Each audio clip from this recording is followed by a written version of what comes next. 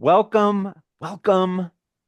I am hanging out live with some folks in the from the Team Ripples Patreon community and some of our guests.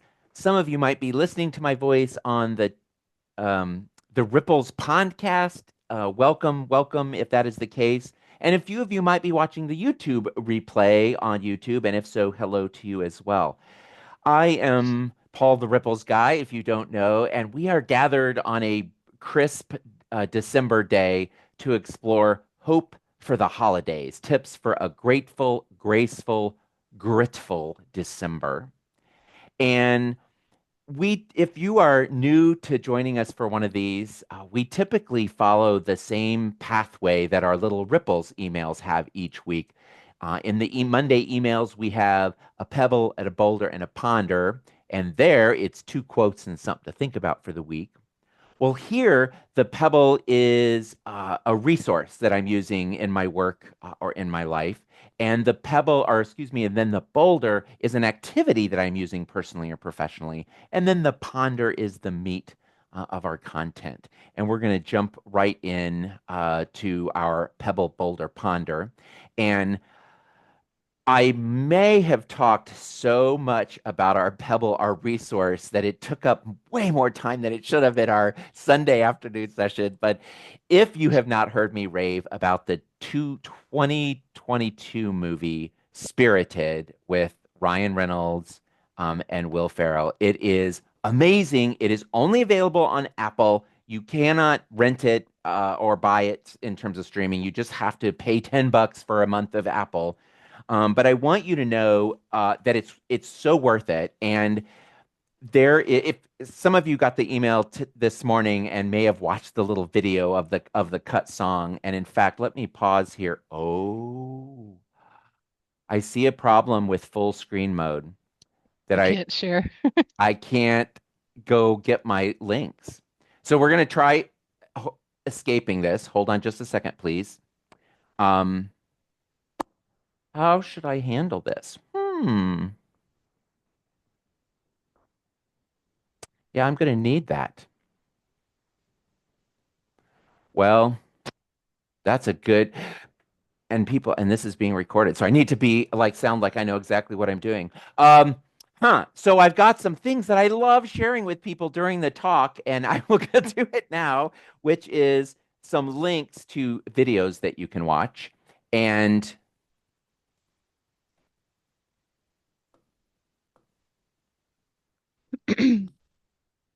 nope, that is a link to get to the room. It's not letting me copy and paste.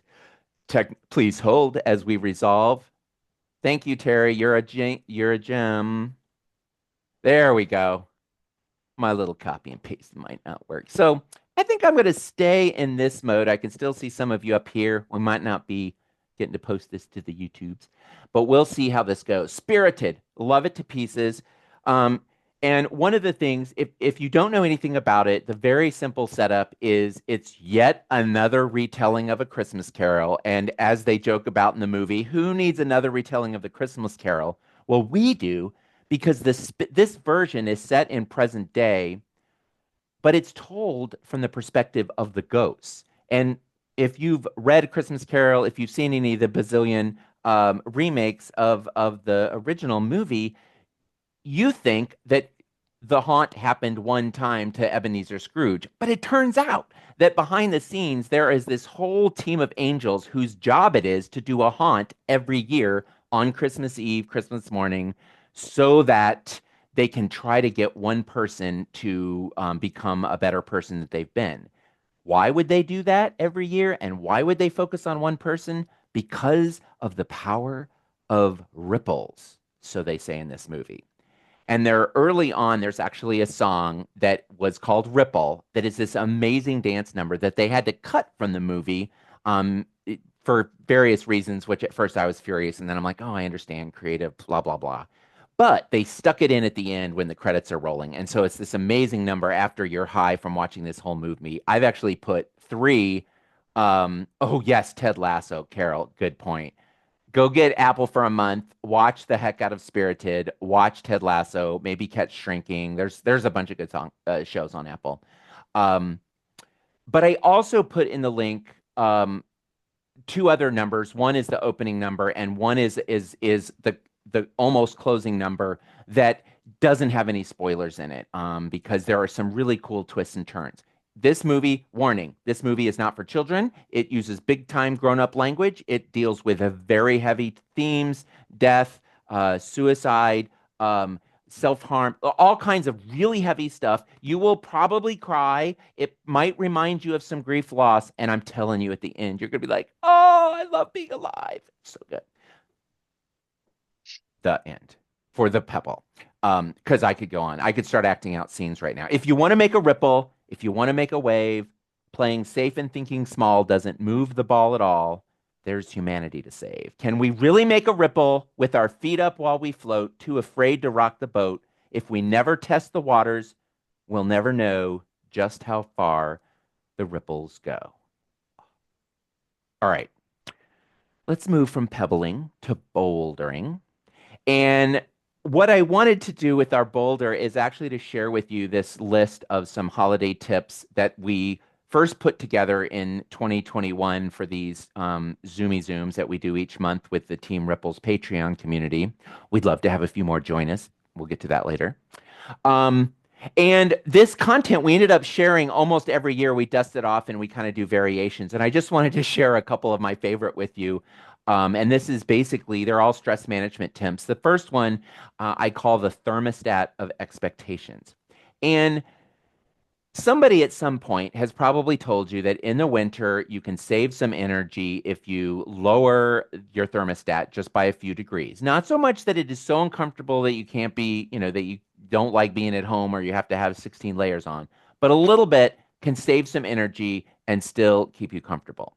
Well, what I think is also true is that if we can think of our expectations that we have around this holiday, which can be so high because of how things used to be or how we remember things used to be. We'll get to nostalgia in a second.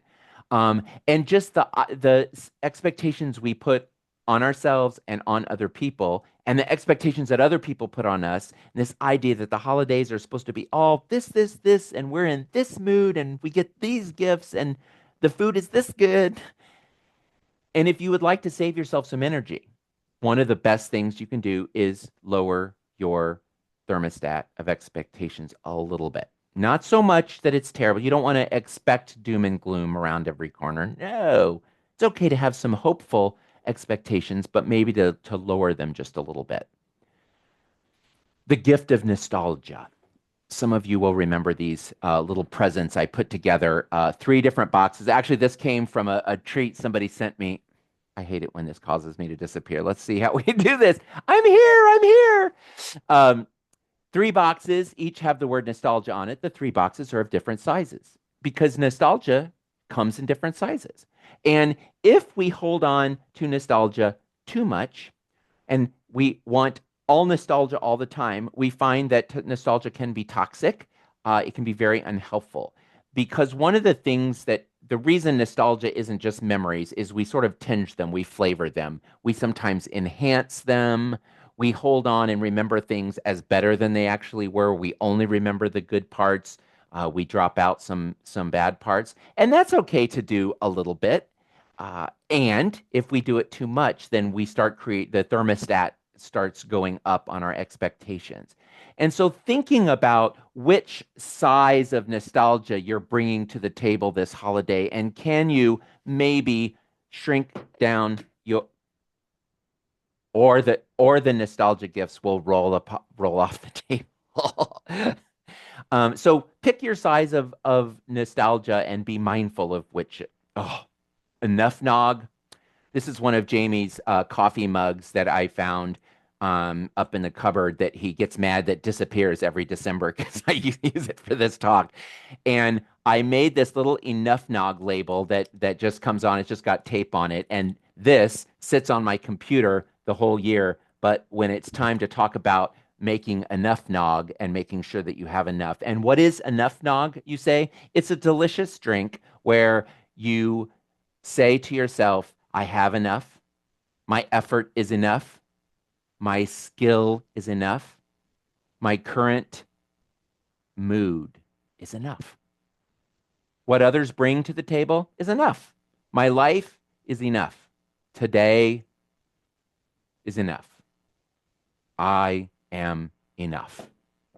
And that is enough. I'm going to pause and paste what I just read to you that is taped to the back of my enough nog mug, and I shall put it in. Oh, and by the way, if you're listening to this and you're like, Paul, I can't see anything, look for the liner notes. Look on whether it's the YouTubes or the Patreon page or the podcast link. I am going to put all of the things that are in this little document on my computer into the liner notes of the podcast. I am enough. I have enough. My effort is enough. My skill set is enough.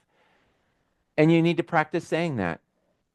I was having a hard time on Sunday afternoon as I was getting ready for this Zoom. I had had a fun brunch with some friends. We were going to the zoo afterwards, and I was feeling underprepared, like I hadn't done enough to get ready and to get excited for my Zooms with my peeps. And I'm practicing my notes, and I pick this up, and I hear myself say these things, and I say, oh, how's this, Wesselman? What if we practice what we preach? And what if where I'm at right now is exactly enough? And what if the amount of preparation that I've done for the session is exactly enough? So I highly recommend this. Thank you, Angie. I'm glad you like it. Oh, and then the last one is not snowballs, but SNO acronym balls. These are simple no way balls. And this is just an artificial snowball that I wanted to toss around while I was talking about snowballs. But what I think you need to be able and willing to do, especially around the holidays, but really all the time, is to be able to toss simple, nope, no thank you, not going to be able to attend. No, I won't do that for you. And you can be nice about it. And I put no way so that it spells out snow. But the reality is probably you're not going to say, no way, unless you need to, and then do it. No thank you. And I know that some people are big on not using apologies. There's no need to say, I'm sorry if you're not sorry. I'm genuinely sorry often that I can't meet someone's expectations or accept every. I'm genuinely sorry that I don't have more energy or more time, and I'm not going to be able to do it. So for me, it doesn't get me in trouble to say, I'm sorry, I'm not going to be able to join you. I'm sorry that's not going to work in my schedule. But no. But if apologies, if that feels like it waters it down, that's okay. No is a complete sentence. No, no. Tossing of the snowballs. And that, my friends, brings us to this weird grid behind me that is our ponder, the bulk of our presentation. And I'm actually going to slide out of the way for a second. And when I was practicing this this morning, I kept popping back in. So I'm going to try to lean way back. And I'm only offering this for a minute. If you're a note taker and you're scribbling down some notes, you might find it helpful to make yourself a little grid really quickly that has across the top grateful, graceful, and gritful. And then down the edge, surviving and reviving and thriving. And we're going to fill this in. You'll recognize if you remember the "We Got This" sticker and our resilience components, we're going to hold on to surviving when you're really struggling and it's really hard to function or manage getting to the end of the day. This is okay, this is where I'm at today or in this moment. What's the activity? What's the action? What's the focus? And then reviving is when, okay, we're feeling a little bit okay and we're ready to get back to normal or create a new normal, or we've got some energy to kind of take it to the next level. And thriving, we're going to preserve for when we do have a lot of energy, when we are feeling resilience and we're eager to not just keep going, but to keep growing. And I'm telling you, for plenty of people this time of year, for plenty of people, particularly this year, things are just really, really hard. And so thriving might be the fantasy that you're going to get to in January, and that's okay. So with that said, I'm going to pop back into existence. I left this plane of existence for a while. And we're going to just focus on gratefulness. So thinking and expressing thankfulness. If you are really struggling right now, the obvious focus of gratitude is the big stuff, the things that are relatively easy for you to be grateful for. If somebody has not told you today, if you're watching me, if you're in the space with me, if you're listening to me, if you're listening to this recording, you are alive, which means you made it to today. That is a thing. The harder your life has been, the bigger the health scare, life scare that you've had, you made it to today. Be grateful for a moment. Look around. Are you at home? Are you in an office? That means you have a house that to live in. That means you have a job. Can you be grateful for that? Now, please don't take it to a level where then you have to beat yourself up because because you haven't been grateful for the big things. You are allowed to be grateful and you are allowed to forget about it plenty of times. This isn't about, I'm supposed to be doing this every moment of every day. Be grateful for the big, obvious, easy things. If you could think right now of one or two people in your life that just have really made a difference lately and you're glad, can you just spend a minute or two thinking about them? Oh, that's the big, obvious, big stuff. When you're ready for a little bit more of a challenge, when you feel more like, okay, I'm not just barely getting by, the reviving is to bring it down a little bit to the small stuff. Now, since most of the people watching this are part of the Ripples community, and the little Ripples emails we send out are all about focusing on the ongoing impact of our smallest stuff. I'm guessing on the best days, you're good at thinking about the small things, being grateful for little things, noticing little things. And if you're like me, the Ripples guy who spent 25 years sending out these emails, I forget about the small stuff all the time because human, adulting, life, hard. Life is good, life is hard. And so, without beating yourself up, without saying this is something you're supposed to be doing 24/7, is to say, what is some small stuff that I've got right now? I have got. I've got these little timers on my desk from a Zoom a couple months ago when we were talking about taking not hot showers. And I found these little timers and they have little smiley faces on them. And I have two of them in the shower that I use for when I'm taking a not hot shower. But I have two on my desk that just smile at me. And if I need to focus on writing an email, I can flip one over and just say, all you have to do is focus on it for this. And interestingly, I noticed on Sunday's call that the two on my desk happen to be pink and green, which reminds me of a certain movie that's in the theaters now that we're not going to talk about, but that I saw for the third time yesterday in 3D, and I could now perform at least four of the songs for you, including the dance moves, because I'm wicked. But anyway, that's another topic for another time. I didn't say the name out loud. I'm in a good mood right now. Huh. Interesting. Thriving. When you're ready for the hard stuff, that is what we're talking about. The advanced gratitude course is when you can not only be thankful for the big stuff that's good in your life and the little stuff that's good in your life. The thriving energy of gratitude is when you can say thank you for even the yuck, for the hard stuff. And sometimes the reason to be grateful for it varies. Maybe it's, hey, this is at least this is going to help me grow. At least it's just going to help me appreciate all the times in my life when I didn't have this particular yuck in my life. Maybe it's got something to teach me. Maybe I don't know why even if I want to be grateful. A quote came across the Daily Splash the other day is when something really big, hard, scary, yuck happens, try just your first reaction when you think of it, just to say thank you. Not that it's necessarily going to stick, but just as an entry point to how am I going to deal with this? Is it possible right off the bat that this horrible yuck thing right now, I might immediately be able to say, "Oh, it's a lesson," or "Oh, this is going to help me in ways that I don't understand right now."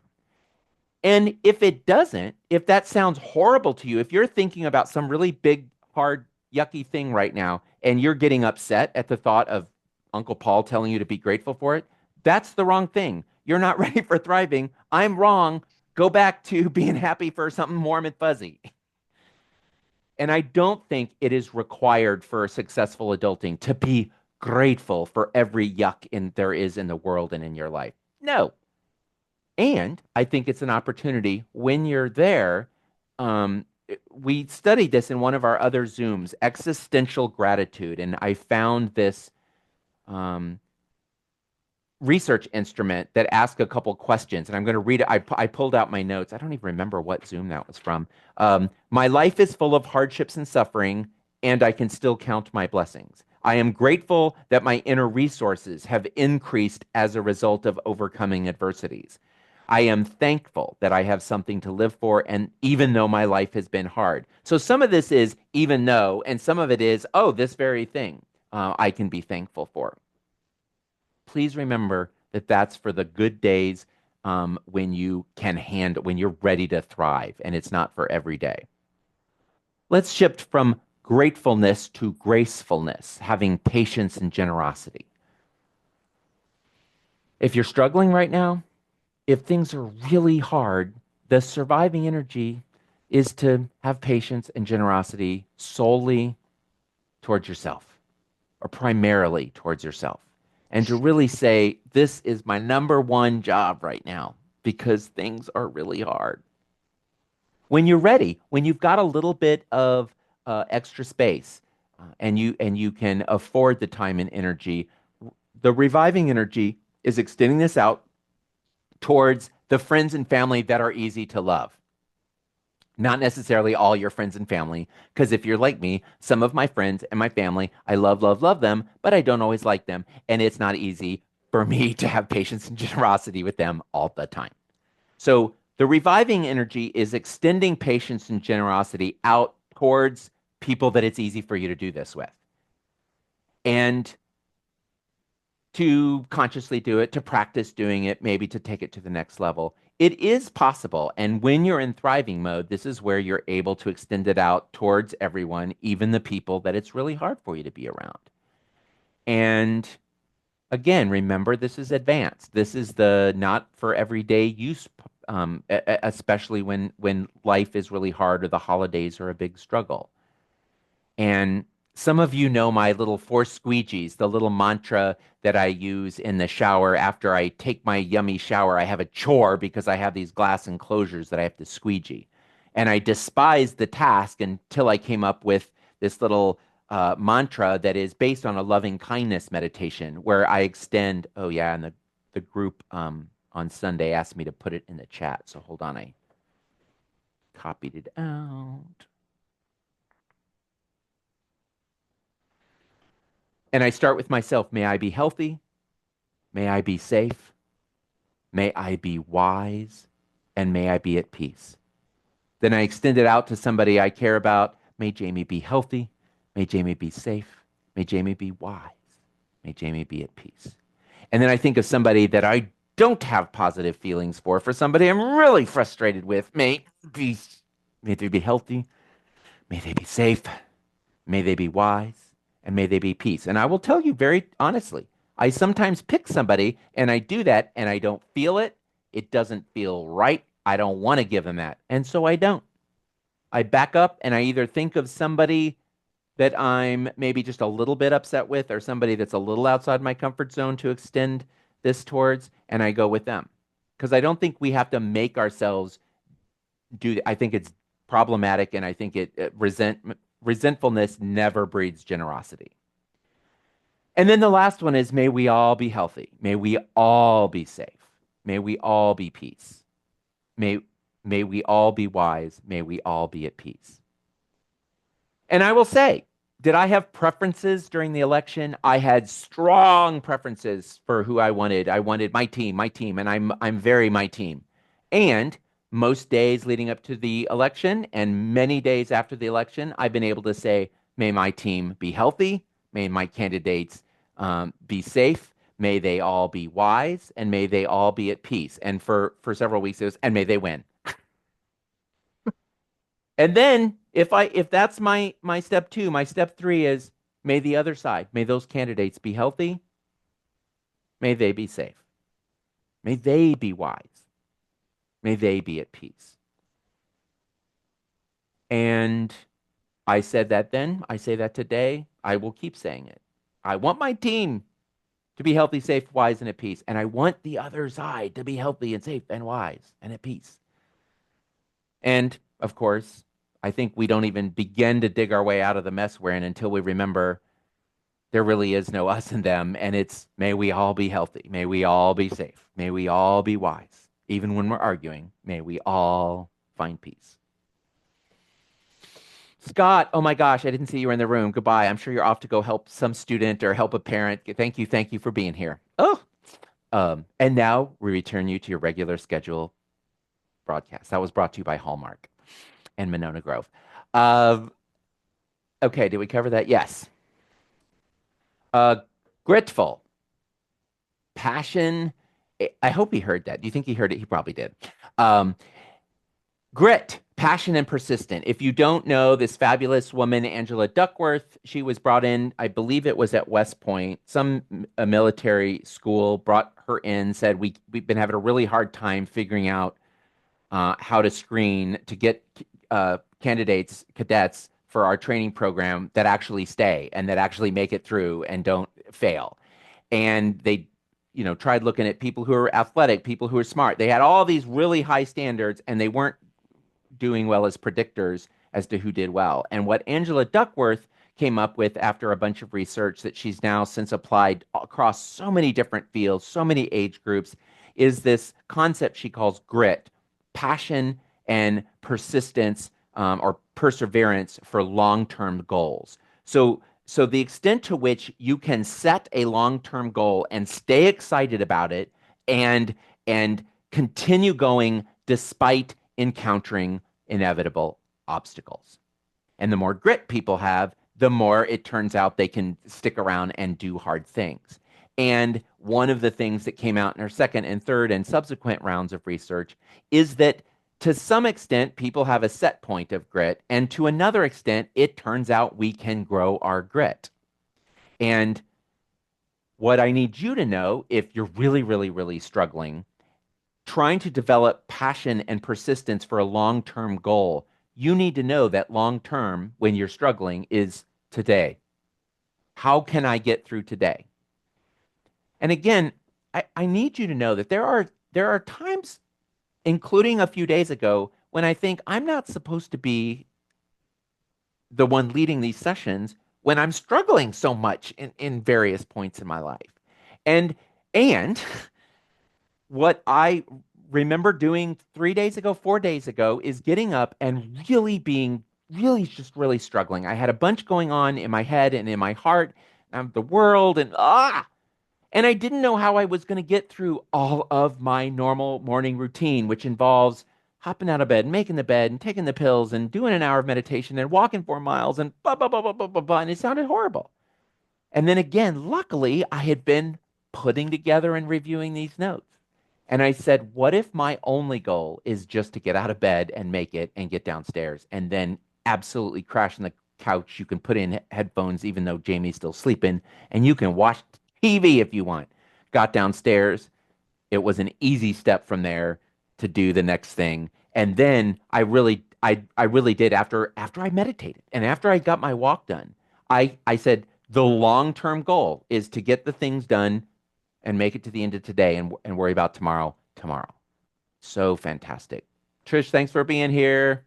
I love that people have to go and they say goodbye, and then I have to say goodbye to them because I love them all. Um,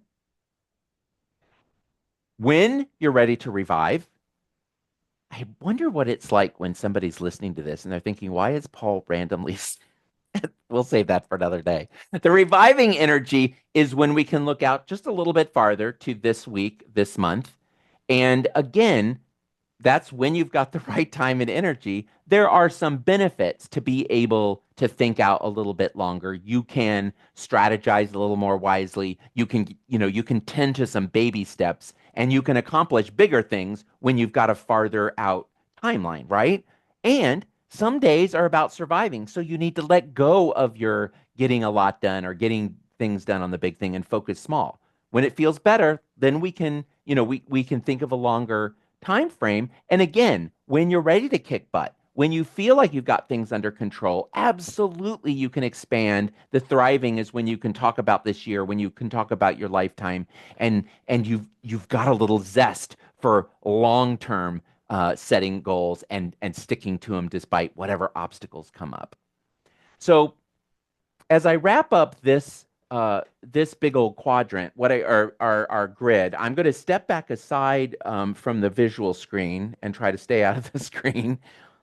And I just want you to notice, if you're taking notes and you missed anything, you're welcome to fill those in, of course.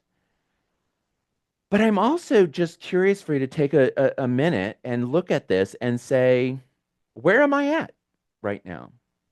And it's possible you might be at different spots on different columns.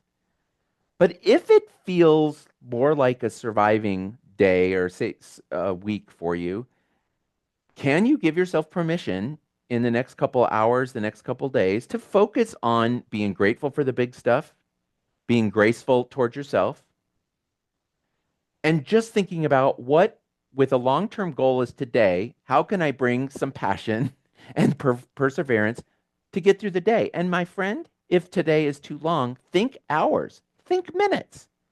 Break it down to as to the point at which you can tackle it.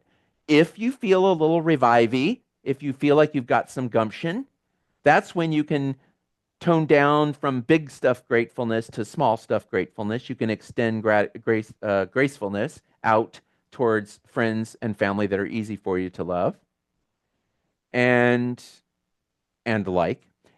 And you can extend your grit out a little bit to this week, this month. And then only when you've got these thriving energy that you really are ready to kick butt, that you try to be grateful for the hard stuff, that you can extend grace out towards even people that you really struggle to like and love and respect and have positive regard for.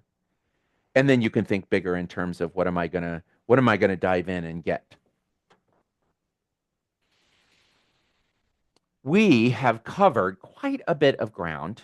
And before we wrap up, I wanna read something. Oh, you know what? I think I can handle this. So I didn't get to this on Sunday, and yes, I can do this. There is a song you may have heard called "Let It Snow," and I rewrote the lyrics a couple years ago, just a couple stanzas that is called "Let It Go." Please allow me to sing this for you. Can't believe I'm doing this. If the mood out there is frightful, while we wish it was delightful, since we've no way to control, let it go, let it go, let it go. Shit doesn't show signs of stopping, though our frustration shows signs of popping. We need to turn it all down low and let it go, let it go, let it go. There it is. Ripple Sky singing. We're probably going to delete the audio. If there was a quiet space in the recording, it's because I couldn't bear myself to do that. Um, I don't think I put this in the notes, so I'll send you the lyrics if you need them. Um, the last thing I wanted to share with you, and again, if you're new, we're going to wrap this up here in just a couple of minutes, and I'm going to turn off the recording and end the podcast and the YouTube video. And I'm happy to stick around a little bit if you have questions or comments or just want to debrief a little bit. But I wanted to close with something. One of our members of Team Ripples, Lori Allen. Oh, I love it. You made it to the session. Lori, I will get you the lyrics, I promise.